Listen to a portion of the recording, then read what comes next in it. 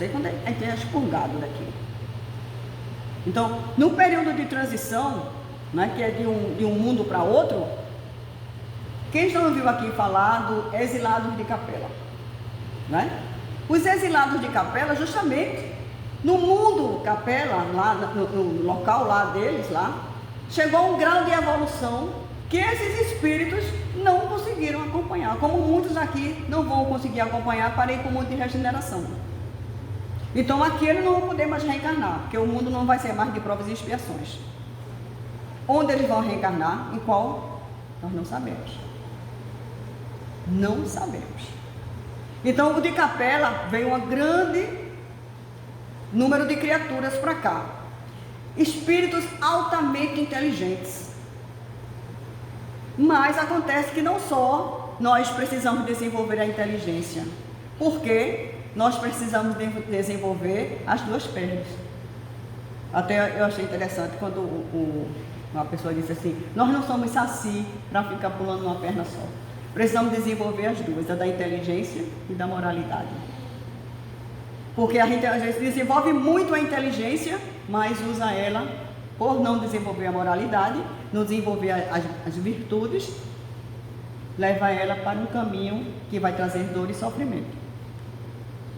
Então, essas criaturas que vieram de Capela para cá, espíritos muito inteligentes, muitos deles, a gente viu falar, até hoje, né, na construção das pirâmides, que até hoje se busca, né, como naquela época se conseguiu construir as pirâmides. Cálculo de engenharia, de tudo que sobrevive até hoje. Surgiu as civilizações egípcias, surgiu os matemáticos, surgiu os celtas, surgiu diversas civilizações com criaturas altamente inteligentes. Mas muitos deles usavam essa inteligência para o quê? Escravizar, subjugar, matar. Quando Jesus esteve entre nós, qual foi a sociedade que ele encontrou? Muita escravidão. Hoje, em pleno século XXI, ainda existe escravidão. Vez por outra a gente toma notícia, não é? De pessoas que estão sendo escravizadas. Ainda hoje. Então, já melhoramos muito, né? A gente conseguiu sair do período escravacionista, mas ainda existe resquícios desse tipo de condução para as criaturas humanas, se aproveitando da situação dos outros. Vejam só, né? Então, até um tempo atrás, algumas pessoas ou muita gente achava que os índios eram primitivos. A índio é primitivo. Hoje a gente sabe que não. Hoje, com o estudo e com a doutrina espírita, nós sabemos que o ser primitivo não depende de etnia. Não é porque ele é índio, tem a etnia índio, que ele é denominado um primitivo. Tem índio que faz faculdade. Tem índio que mexe com a internet. Tem os pajés, que a grande maioria dos pajés são o quê? Médiuns. Curam, conhecem, dominam a vegetação, sabem utilizar aquelas ervas para a cura daquela população ali indígena. Vocês lembram recentemente um acidente que houve de um avião das crianças que passaram mais de 40 dias, se eu não me engano, perdidas na mata? Não foi no Brasil. E que essas crianças, a mãe morreu, né? Os adultos morreram e as crianças sobreviveram ao acidente. E o país, né, ficou com a missão, assumiu a missão de tentar resgatar essas crianças. Então, quando ninguém achava, acho que não ia encontrar com vida, as crianças foram encontradas com vida. Elas estavam subnutridas, claro, estavam numa situação de muita penúria, de muito sofrimento, mas estavam vivas. Como que elas conseguiram sobreviver? Sem comida, sem água, sem, né? Como? pelo conhecimento indígena que elas tinham. Então o próprio... Foi porque ela tinha mais conhecimento, não é? Mais velha, ela tinha mais conhecimento, mas que era uma criança também, não é? Uma jovenzinha. Então aí, vejam só, por quê? Eles desenvolveram e desenvolvem, sabe quais são as plantas que podem comer e que não podem, os frutos que são comestíveis ou não. Como se defender das feras, dos animais, preservando a sua própria vida, buscando abrigo em plantas mais frondosas. Então, diversas formas, né, dela se alimentar e sobreviver e ajudar os seus irmãos. Que foi algo assim fantástico. Então, se eles fossem primitivos, eles não tinham sobrevivido. Porque o primitivo, ele está ainda para as descobertas. E os índios já sabem.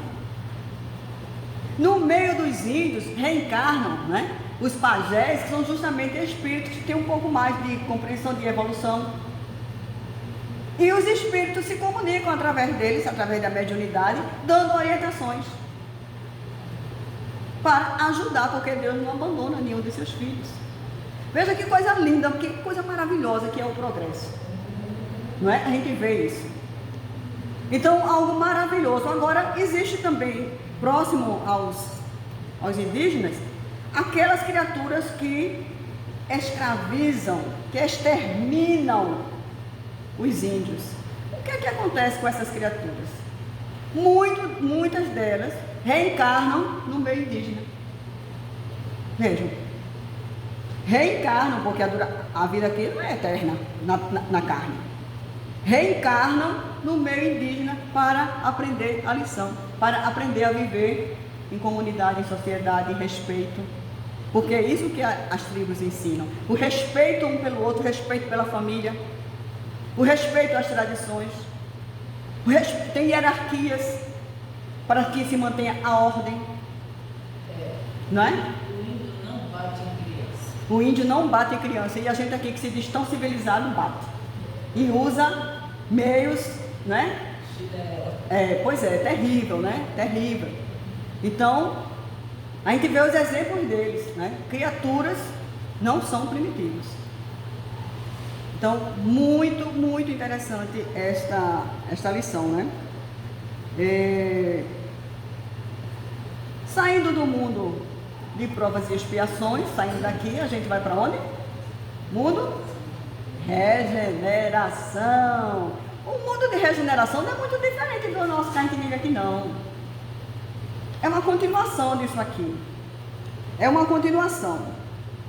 Só que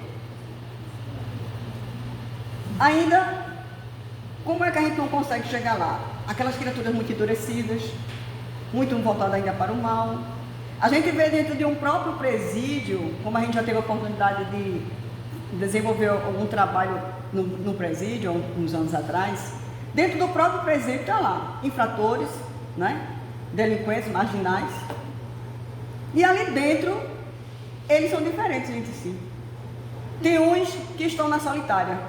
A gente teve a oportunidade de visitar, a gente ia na solitária também, passava naquele corredor, ficava só aquele quadradinho assim, você só vê isso aqui dele assim, né? Tudo fechado. Então, isolados. Porque eles não conseguem, nem entre eles que são malfeitores, conseguem conviver em grupo, em sociedade. Porque eles matam friamente. Não tem emoção nenhuma. Não tem reação. Então eles precisam ficar isolados. A gente vê no livro Memórias de um Suicida, que eu já citei esse caso aqui, de um espírito que ele induziu 10 homens ao suicídio. E ele desenvolveu a maldade tamanha dentro dele, que se ele se aproximasse de uma criança, a criança adoecia e poderia desencarnar. Então a espiritualidade vai e tira ele do convívio, do mundo espiritual, cercou ele, colocou lá, numa ala lá do Hospital Maria de Nazaré, para a recuperação, o tratamento dele. Será que era com crueldade, como a gente vê aqui nos presídios? Com superlotação, com isso, com aquilo? Né? E a gente é contra até de uma bolsa que tem para a família, para sobreviverem. Muitos são contra, quer que a família toda, que os filhos se acabem. Então, de tanta crueldade que a gente ainda tem dentro da gente. E nisso, esse espírito era tratado com terapia, com psicólogo, com psiquiatra, no plano espiritual. Era levado frequentemente para assistir reuniões públicas nas casas espíritas, vinha escoltado durante em média de 30 anos. E ele assistia às palestras assim, entrava por aqui, saía por aqui. Voltava para a terapia, frio, do mesmo jeito. Nada atingia ele. Vejam como demora uma transformação. Uma consciência, porque o que precisava dele era justamente dele se arrepender, dele ter a consciência de que errou. Nem isso ele tinha. E às vezes a gente se vê num patamar assim, viu gente? A gente tem que ter muito cuidado com os pensamentos da gente, porque pensamento é força e energia. Ah, aquele miserável merece morrer. Ah, bem feito, por mim, ó, fica lá no esquecimento. Eu ir no presídio visitar, por mim, morre tudinho. Ah, devia matar era tudo. São frases que a gente vê assim, de total ignorância, de total falta de amor para com o seu próximo. Jesus, na hora do desencarne dele, pregado na cruz, ele ficou ao lado de 2 malfeitores. Ele não hostilizou, ele não abandonou. Um dos presos chega para ele e diz: mestre, quando tu entrares no reino dos céus, lembra da gente.